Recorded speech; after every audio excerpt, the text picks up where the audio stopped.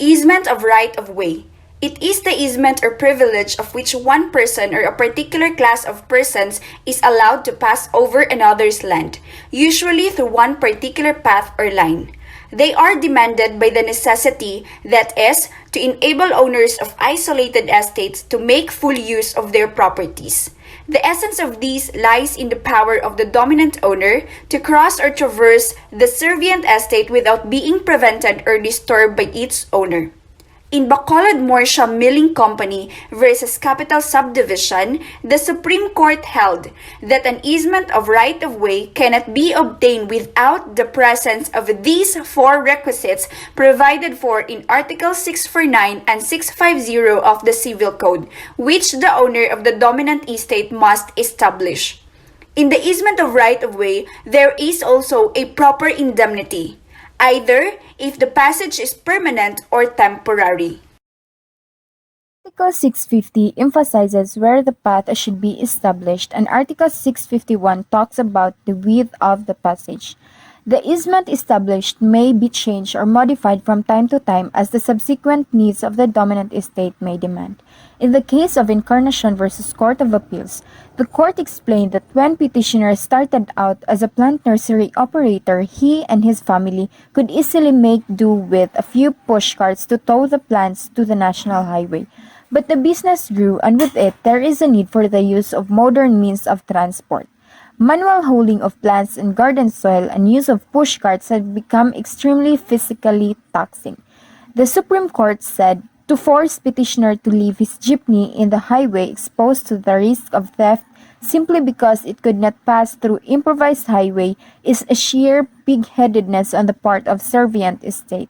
Due to this, petitioner should not be denied a passageway wide enough to accommodate his jeepney, since that is reasonable and necessary aspect of the plant nursery business.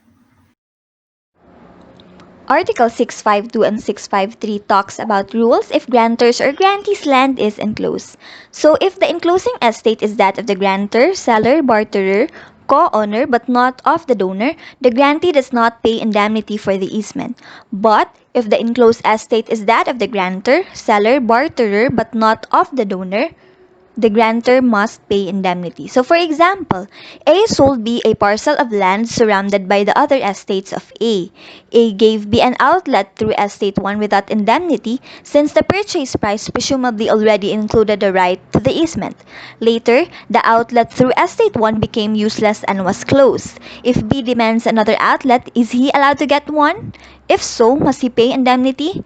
The answer is yes. He can demand another outlet and must therefore pay indemnity. He cannot take advantage of Article 652 because after all, the outlet had already been granted once. That is when the sale was made. This time, the necessity arises not because of the sale but because of the necessity itself. Article 654. Even though the right-of-way is permanent, the path belongs to A, the servient estate, and A shall pay all the taxes. But B, the dominant estate, should pay for repairs and pay the proportionate share of taxes to A.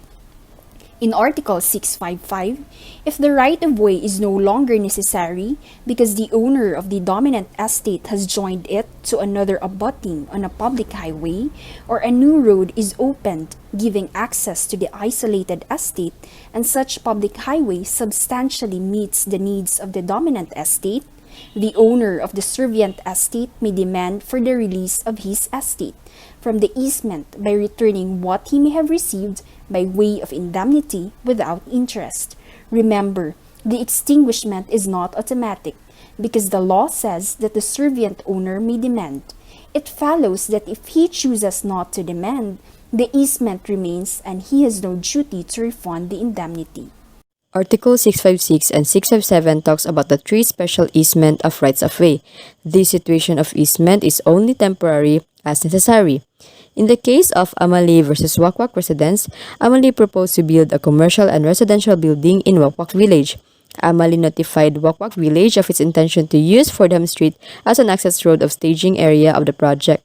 As Amalie received no response, the former temporarily enclosed the job site and set up a field office along Fordham Street. Is Amalie entitled to a temporary easement of right-of-way? The Supreme Court said no. Article 656 requires proof of indispensability and receipt of payment of the proper indemnity for the damage caused by the owner of the dominant estate before the owner of the servient estate can be compelled to grant a temporary easement of right-of-way. Article 657 also talks about the maximum width of the right-of-way of the following: in animal path 75 meters, animal trail 37 meters and 50 centimeters, and in cattle 10 meters.